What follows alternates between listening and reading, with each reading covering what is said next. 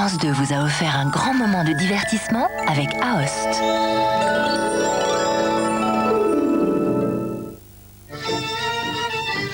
Des mots de minuit, c'est la dernière émission de l'année 1999, l'occasion de poser quelques questions pour l'an 2000. Quelle musique, par exemple? Nous recevrons dans un instant Alex Goffer, musique toute électronique, le funk électronique, c'est dans une seconde. Et puis Daniel Duigou, son parcours l'amène à la parole. Il est journaliste, il est psychanalyste, il est aujourd'hui prêtre. À tout de suite.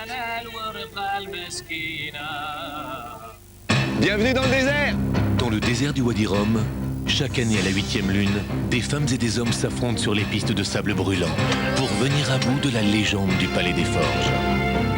Cette légende raconte que seule une femme et un homme auront le privilège de pénétrer dans le palais en ce premier jour de l'an 2000 afin d'y achever leur initiation. Triomphe suprême, au cœur des flammes et du métal en fusion, leur masque sacré ils forgeront, leur visage de métal ils contempleront, et le trésor, ils gagneront. Les Forges du désert, le grand jeu d'aventure grandeur nature avec Jean-Luc Reichmann et Karine Le Marchand. Samedi soir sur France 2. De la torre!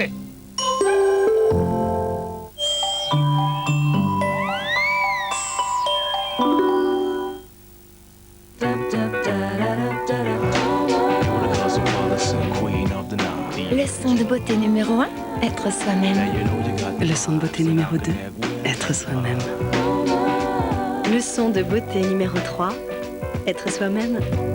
Yves Rocher, on n'a jamais autant respecté la nature des femmes.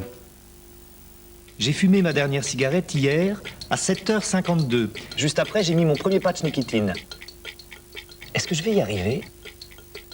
7 jours sans une seule cigarette. Avec nicotine, je ressens moins ce besoin.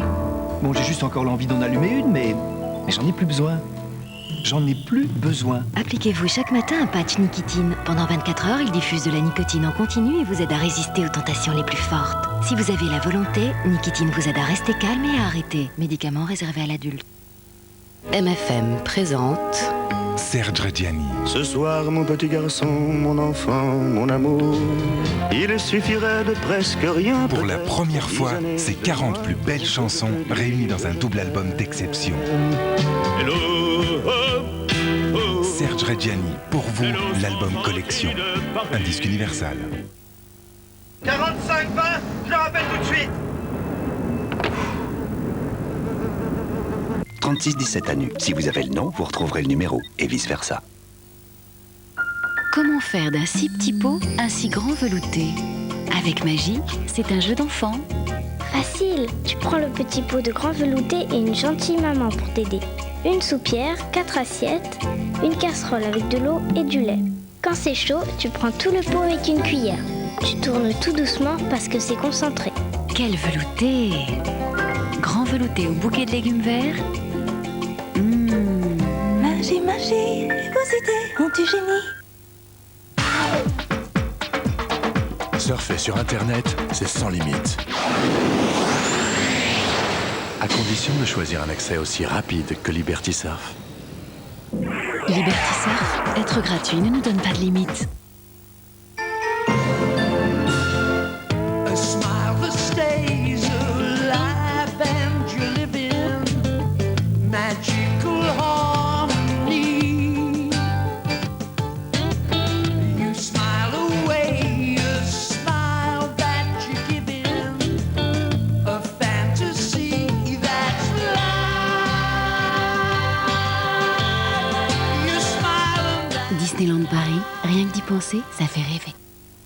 Avant qu'il ne soit trop tard, vérifiez la santé financière de votre entreprise ou d'une autre par Minitel 3617 Vérif pour une meilleure information sur les entreprises.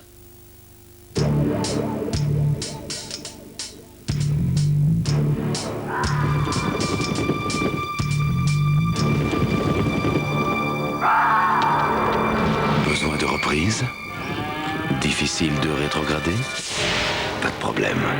Avec le système VVT de Laguna 2 litres 16 soupapes, vous disposez d'un maximum de puissance. Quand il le faut, vous ne devriez accepter de voyager qu'en Laguna.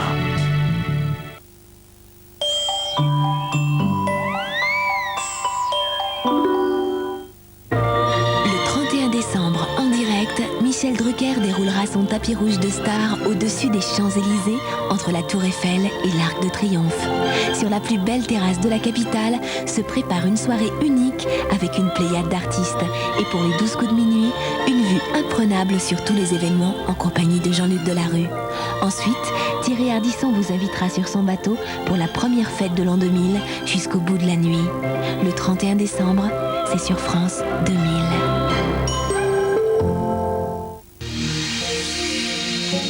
Aujourd'hui, la radio, c'est aussi la radio multimédia. Une radio à la carte. Une radio qui s'écoute et qui se voit. La radio multimédia, la radio en couleur. www.radio-france.fr. Toutes les tendances de la bourse et les cotations en direct au 08 36 68 71 10. Après la tempête, 1 million de foyers restent ce soir privés d'électricité. EDF est toujours à pied d'œuvre pour établir le courant chez 600 000 abonnés. Si la population des villes arrive tant bien que mal à surmonter cette situation, la campagne, en revanche, a un peu plus de difficultés. Dans le nord de la France, par exemple, l'eau a recouvert des dizaines d'habitations. Autre situation de détresse, dans le Gers, 40 000 personnes, soit le quart des habitants du département, sont toujours plongés dans le noir. Situation de crise notamment pour les éleveurs de canards à 48 heures à peine du réveillon. Illustration avec ce reportage de Muriel Lassaga et David Bresse qui ont rencontré aujourd'hui un agriculteur gersois. Comme 2000 autres abonnés gersois, encore privés de courant, Robert Herta a composé le numéro des services d'EDF toute la journée. Cet éleveur de canards est anxieux. C'est son exploitation qui est en jeu. J'ai signalé qu'on avait un élevage avec du gavage dessus. Oui. Et que nous... signalé déjà. Donc, si vous l'avez signalé, on a fait les démarches. On a envoyé des informations aux agences d'exploitation concernées déjà. Robert n'obtiendra aucune information précise de cet appel. Comment vous allez faire, Madame Herta? Eh bien, ce matin, les pompiers sont revenus. Ils nous ont proposé d'aller chercher un groupe beaucoup plus puissant. Parce que là, les cumulus, les frigos, tout est arrêté, rien ne marche. Les groupes électrogènes, c'est pour l'urgence. 2 machines de fortune prêtées par les pompiers et par des amis. Car en cette période de fête, le gavage n'attend pas. En temps normal, les canards doivent être nourris 2 fois par jour. Depuis lundi, seulement la moitié du service a pu être assurée. Cette petite exploitation produit du foie gras fermier, mais malgré l'aspect traditionnel, tout ici fonctionne à l'électricité. Pour nous, au niveau du gavage, c'est catastrophique parce que nous avions de grosses commandes, justement, qui n'allaient pas liées aux fêtes, là. Pour nous, c'est les prix les plus intéressants. Sans compter qu'il a fallu vider la chambre froide et brader les 60 bêtes qu'elle contenait. Un manque à gagner qui n'est rien à côté de la désolation exprimée par ces éleveurs au lendemain de la tempête. La serre a été dévastée, une quarantaine de canards sont morts, écrasés.